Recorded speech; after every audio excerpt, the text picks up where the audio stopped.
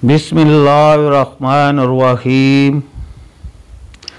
सुलह हदीबिया और अबू जंदाल और अबू बसीर का किस्सा। सन 6 हिजरी में हजूर अक़दस सल्लल्लाहु अलैहि वसल्लम उम्रे के इरादे से मक्का तशरीफ़ ले जा रहे थे। कफ़ार मक्का को उसकी खबर हुई और वो उस खबर को अपनी ज़िल्लत समझे, इसीलिए मज़ामत की और हदीबिया में आपको रुकना पड़ा। जानसार सहाबा साथ थे जो हजूर पर जान कुर्बान करना फ़ख्र समझते थे, लड़ने को तैयार हो गए, मगर हजूर ने मक्का वालों की खातर से लड़ने का इरादा नहीं फरमाया और सुलह की कोशिश की। और बावजूद सहाबा की लड़ाई पर मुस्तदी और बहादुरी के हजूर करम सल्लल्लाहु अलैहि वसल्लम ने कफ़ार की इस कदर रियायत फरमाई कि उनकी हर शर्त को कबूल फरमा लिया। सहाबा को इस तरह दब कर सुलह करना बहुत ही नागवार था, मगर हजूर सल्लल्लाहु अलैहि वसल्लम के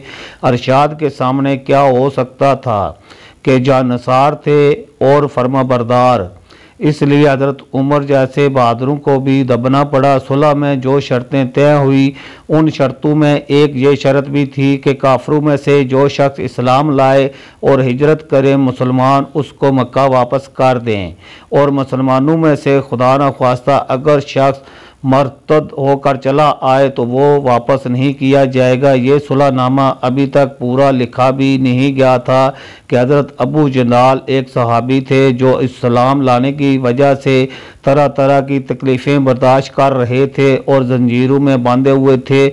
उसी हालत में गिरते पड़ते मुसलमानों के लश्कर में उस उम्मीद पर पहुँचे कि इन लोगों की हमायत में जाकर इस मुसीबत से छुटकारा पाऊँगा। उनके बाप सुहेल ने, जो इस सुलहनामा में कुफार की तरफ से वकील थे, उस वक़्त तक मुसलमान नहीं हुए थे। फतह मक्का में मुसलमान हुए। उन्होंने साहबजादे को तमाचे मारे और ले जाने पर इसरार किया। हजूर ने अरशाद फरमाया कि अभी सुलहनामा मुरतब भी नहीं हुआ, इसलिए अभी पाबंदी किस बात की, मगर उन्होंने इसरार किया। पर हजूर ने फरमाया कि एक आदमी मुझे मांगा ही दे दो, मगर वो लोग जिद पर थे, ना माने। अबू जंदाल ने मुसलमानों को पुकार कर फरियाद भी की कि मैं मुसलमान होकर आया और कितनी मुसीबतें उठा चुका हूँ, अब वापस किया जा रहा हूँ। उस वक़्त मुसलमानों के दिलों पर जो गुजर रही होगी अल्लाह ही को मालूम होगा, मगर हजूर के इरशाद से वापस हुए। हजूर ने तसल्ली फरमाई और सब्र करने का हुक्म दिया और फरमाया कि अनकरीब अल्लाह ताला शान तुम्हारे लिए रास्ता निकालेंगे। सुलहनामा के मुकम्मल हो जाने के बाद एक दूसरे सहाबी अबू बसीर भी मुसलमान होकर मदीना मुनव्वरा पहुँचे। कफ़ार ने उनको वापस बुलाने के लिए 2 आदमी भेजे। हजूर अक़दस ने असब वादा वापस फरमा दिया। अबू बसीर ने अर्ज़ किया, या रसूल अल्लाह, मैं मुसलमान होकर आया, आप मुझे कुफार के पंजे में फिर भेजते हैं।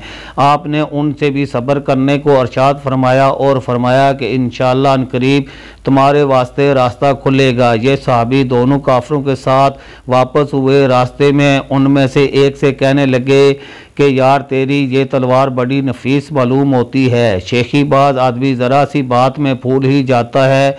वो नियाम से तलवार निकाल कर कहने लगा कि हाँ, मैंने बहुत से लोगों पर इसका तजर्बा किया है। ये कहकर तलवार उनके हवाले कर दी। उन्होंने उसी पर उसका तजर्बा किया। दूसरा साथी ये देख कर के एक को तो निपटा दिया, अब मेरा नंबर है। भागा हुआ मदीने आया और हजूर अकरम सल्लल्लाहु अलैहि वसल्लम की खिदमत में हाज़िर होकर अर्ज़ किया कि मेरा साथी मर चुका है, अब मेरा नंबर है। उसके बाद अबू बसीर पहुँचे और अर्ज़ किया कि या रसूल अल्लाह, आप अपना वादा पूरा फरमा चुके हैं कि मुझे वापस कर दिया और मुझसे कोई अहद इन लोगों का नहीं है।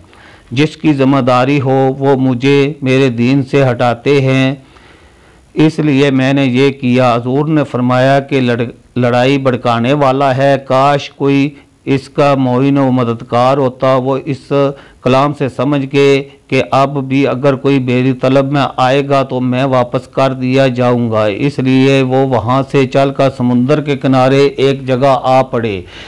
मक्का वालों को इस किस्से का हाल मालूम हुआ तो अबू जंदाल भी جن کا قصہ پہلے گزرا چھپ کر وہیں پہنچ گئے۔ اسی طرح جو شخص مسلمان ہوتا وہ ان کے ساتھ جا ملتا۔ چند روز میں یہ ایک مختصر جماعت ہوگی۔ جنگل میں جہاں نہ کھانے کا نہ کوئی انتظام، نہ وہاں باغات اور وادیاں، اس لیے ان لوگوں پر جو گزری ہوگی وہ تو اللہ ہی کو معلوم ہے۔ مگر جن ظالموں کے ظلم سے پریشان ہو کر یہ لوگ بھاگے تھے ان کا ناطہ بند کر دیا۔ جو قافلہ ادھر کو جاتا اس سے مقابلہ کرتے اور لڑتے، حتیٰ کہ کفار مکہ نے پریشان ہو کر حضور کی خدمت میں عاجزی اور منت کر کے اللہ کا اور رشتہ داری کا واسطہ دے کر آدمی بھیجا کہ اس بے سری جماعت کو آپ اپنے پاس بلا لیں کہ یہ معاہدے میں تو داخل ہو جائیں اور ہمارے لیے آنے اور جانے کا راستہ کھلے۔ لکھا ہے کہ حضور کا اجازت نامہ جب ان حضرات کے پاس پہنچا تو ابو بصیر مرض الموت میں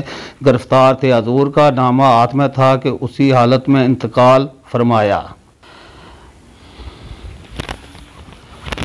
حضرت بلال حبشی کا اسلام اور مصائب۔ حضرت بلال حبشی مشہور صحابی ہیں جو مسجد نبوی کے ہمیشہ موذن رہے۔ شروع میں ایک کافر کے غلام تھے، اسلام لے آئے جس کی وجہ سے طرح طرح کی تکلیفیں دی جاتی تھیں۔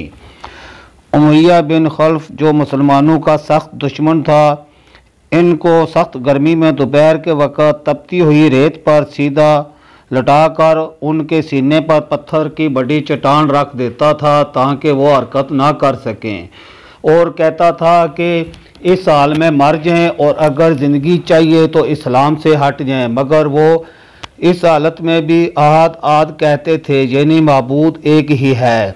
رات کو زنجیروں میں باندھ کر کوڑے لگائے جاتے اور اگلے دن ان زخموں کو گرم زمین پر ڈال کر اور زیادہ زخمی کیا جاتا تاکہ بے قرار ہو کر اسلام سے پھر جائیں یا تڑپ تڑپ کر مر جائیں۔ عذاب دینے والے اکتا جاتے، کبھی ابو جہل کا نمبر آتا، کبھی امیہ کا، کبھی اوروں کا۔ ہر شخص اس کی کوشش کرتا کہ تکلیف دینے میں زور ختم کر دے۔ حضرت ابو بکر صدیق رضی اللہ عنہ نے اس حالت میں دیکھا تو ان کو خرید کر آزاد فرمایا۔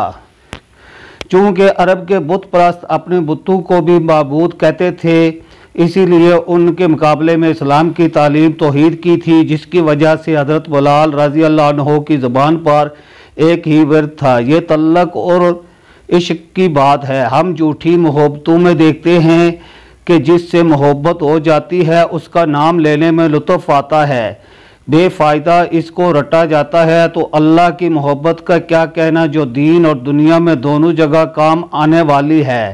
یہی وجہ ہے کہ حضرت بلال کو ہر طرح سے ستایا جاتا تھا، سخت تکلیفیں پہنچائی جاتی تھی، مکہ کے لڑکوں کے حوالے کر دیا جاتا کہ وہ ان کو گلی کوچوں میں چکر دیتے پھریں، اور یہ تھے کہ ایک ہی ایک ہے کہ ریٹ لگاتے تھے۔ اسی کا یہ صلہ ملا کہ پھر حضور کے دربار میں موذن بنے اور سفر حضر میں ہمیشہ اذان کی خدمت ان کے سپرد ہوئی۔ حضور کے وصال کے بعد مدینہ طیبہ میں رہنا اور حضور کی جگہ کو خالی دیکھنا مشکل ہو گیا، اس لیے ارادہ کیا کہ اپنی زندگی کے جتنے دن ہیں جہاد میں گزار دوں۔ اسی لیے جہاد میں شرکت کی نیت سے چل دیے۔ ایک عرصے تک مدینہ منورہ لوٹ کر نہیں آئے۔ ایک مرتبہ حضور کی خواب میں زیارت کی۔ حضور نے فرمایا، بلال یہ کیا ظلم ہے، ہمارے پاس کبھی نہیں آتے۔ تو آنکھ کھلنے پر مدینہ طیبہ حاضر ہوئے۔ حضرت حسن حسین نے اذان کی فرمائش کی۔ لاڈلوں کی فرمائش ایسی نہیں تھی کہ انکار کی گنجائش ہوتی۔